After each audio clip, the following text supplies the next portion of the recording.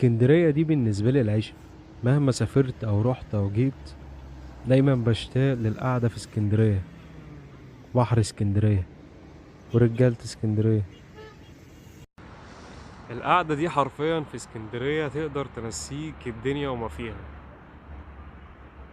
أنا بالنسبة لي في أي وقت لما بحس نفسي إن أنا مخنوق أو متضايق، أبسط حاجة ممكن يعملها أي واحد اسكندراني في الدنيا اللي خلقها